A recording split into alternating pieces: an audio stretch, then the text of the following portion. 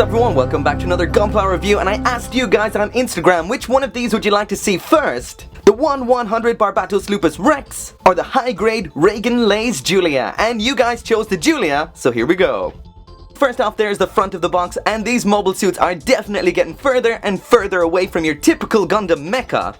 So on this side of the box here, we've got a bunch of pictures of what it will look like out of the box and assembled, and yes, it can stand on the ground. A lot of you guys were wondering about that. Flip that around to the other side, and we have the Julia versus the Lupus Rex. If you haven't seen that review already, check it out, I'll put a card up here. There is the Julia using some parts from other kits. And lastly then, there is the recommended price, which is 1,400 yen, but anyway, let's get this out of the box and check it out. So that is what it looks like out of the box, snapped together with a little bit of panel lining. And what the instructions describe this as is exactly what it is. It's pretty much the Grey's Eye of space. There is definitely a whole lot going on with this mobile suit, and just like I said with the Barbatos Lupus Rex, the proportions do look a little bit off. But at least with this mobile suit, it's only when standing like this, otherwise it looks savage. Basically, once you get into some kind of pose, especially one like this where it looks like it's moving forward at extreme speeds, it looks awesome. This kit is extremely detailed, there is a whole lot going on here. Of course, the things that stand out to me the most is that general kind of dragon-like look about the whole thing. Especially the head, that has a definite dragon-style vibe to it. The shoulders up there are really different to anything we've seen in an IBO kit, and what they really remind me of is the Turn X. To me, the most unique looking aspect is probably the Manipulators. They literally just look like a pair of hooks. Those huge long legs with the blades at the end look great, but I will mention in this mode they cannot bend at all. But the best view of this kit has to be from the back. That extended torso with the vernier on it looks great. And speaking of thrusters, just look at it from that angle. For once, this is an IBO kit that looks like it can move forward fast. And I mean really fast. As for stickers, there isn't a whole lot in here. We've got 3 for on the head, 1 for the lens, 2 for the sides of the head, 2 large grey ones for on the shoulder armor here, and last up then is this yellow one for on the back like you've seen countless times on other versions of the greys. All in all, this is one insane looking mobile suit, and that's not even the half of it yet. But what I can say for definite is so far, this is the most unique take on the greys. So there is the Reginlaze Julia with everything that it comes with. So as for weapons, we've got 2 variants of the Julian sword. This section here isn't in yellow as it should be. These are just made out of 1 segment each of grey, somewhat pliable material. So first off is this one. So the non-extended version, these slot into these armor parts like so, and then attach on here just like that. So right there, that is what that looks like when attached on, and that right there is the extended version. So like I said, these are made out of a somewhat pliable material. Does mean these can bend. I haven't tried it yet, but that is pretty much what you get. Now these are actually pretty cool because they do naturally bend at the kind of thinner segments where they would. And that feels pretty cool. It doesn't feel too weak or anything like that. And it does hold its pose quite well.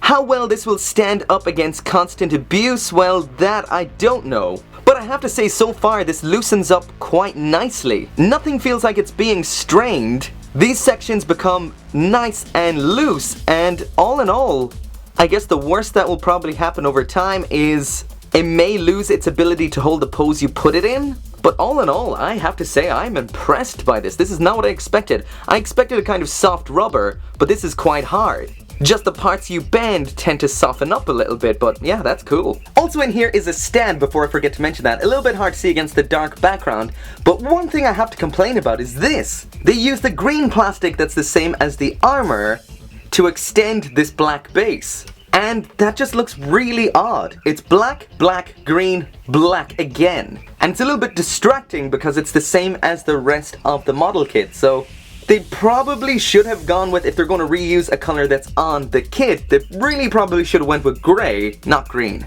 Lastly then in here is 2 sets of alternate feet. And you might wonder, well, how do feet fit on the bottom here? That's exactly what I thought when I first bust this out. But it is actually quite interesting. So basically to put on the feet, you pop this section out of here, like so. Actually before I do that, I'll mention this before I get to the articulation part. When this shield is attached, this leg cannot bend because it blocks it all. So this pops out of that like so. With that off then, of course, you can bend the leg, so that can bend like that, but it does look a little bit unnatural. But anyway, back to putting the feet on, you pull this whole section out of here like that. The instructions say to remove this part, but I find you don't really need to. But with that removed, then you can stick on whatever particular foot you want. This one here is aerial use, and this one, surprisingly enough, is ground use, so it can stand on the ground. Pop that on there, and that is its foot. And this section here reattaches onto the back of this here, on there, just like that. So even with this foot attached, it still maintains this kind of dragon-like look, thanks to this section coming back there. So you do the same on the other side. And there we go, there is the other foot attached, and that other leg section moved around to the back. So that are those aerial use legs. Let's check out what it looks like standing up. So off come those feet, pop on the standing ones, which look like that. Same goes for the other side. Let's get that off the base. And there is what it looks like standing up, and now it looks more like a traditional Grey style mobile suit. You can kind of see through the dragon-esque kind of look to what it's based on. I have to say, this isn't the most becoming look for this suit. It definitely looks better with those huge, long, extended legs. Okay, so moving very quickly onto the articulation. The head is pretty good. There's the up and down, side to side. If it wasn't for those massive antennae, it would probably be able to spin all the way around. I find the shoulder joints here are a little bit loose. The arms pop out quite often. There's the spin around. That's it, lifting all the, see what I mean? The shoulder sections here, they can move up and down from there. There's not really a whole lot of point to that. I think this is just attaching onto where the armor would have been on the regular Reginlaze, but most of the time you'll just want it down like that. That can rotate around there as well as up and down a bit. There's rotation here at that section. That arm is falling off, or not, I can't tell. There is the bend at the elbow. Pretty good, definitely quite good. There's some rotation here as well at that point, and that will rotate that whole hand. There's a whole lot going on in this kit. It's actually quite difficult to pose because it is incredibly detailed. There is a whole lot going on here. As for the waist, there's the bend up and the bend forward. You're not going to get any side to side on that, I don't think. Getting down to the waist unit now, and it is really cluttered down here. So this section can move up and down on this ball joint, as well as all the way around, but it's kind of blocked from most aspects most of the time. Same goes with the legs out and up and everything. You can, see, you can get a lot out of it, but again, there's a lot of stuff just always in the way. Those parts, just like the arms, like to fall off, which is a little bit annoying. Get those out for now. This section here at the back can move up and down like that. We've rotation at the legs up here, like we've seen before. There goes an arm. I'm going to take off this section here so you can see the leg in there. Again, pretty much what you would have seen before. There is that bend at the knee when that part isn't attached. The leg can move side to side at two different sections down here. I'm going to attach this one back on so you can see what the articulation is like when they're in those long extended forms. Pop that back in there. Pop that back in there. There is that extended version of the leg. Again, you can bend it a bit, but not much. We do have some articulation on this part here that can move up and down like that. This little section here as well can move up and down ever so slightly. And same with this bladed toe section that can move ever so slightly yet again. So there is a lot of moving parts here. It's just, again, they're all kind of blocked by something or other. So all in all, the articulation is quite good, but this kit is a clusterfuck of parts, supposing it can be a bit of a headache at times. So that is it for the review. There is not much to say about this at all. The major pro and con with this kit is it's gone so far beyond mobile suit that it doesn't feel like one anymore. It's almost halfway, if not more, towards being a mobile armor.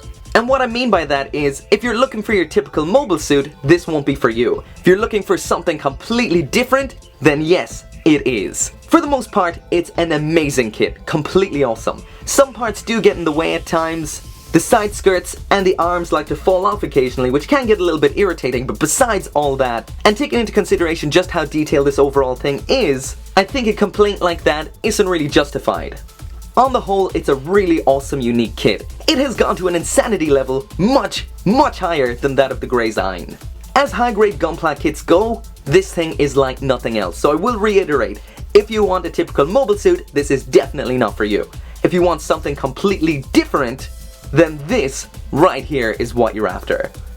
But anyway, as always, thank you very much for watching, and make sure to come back for more Gunpla reviews. See you next time.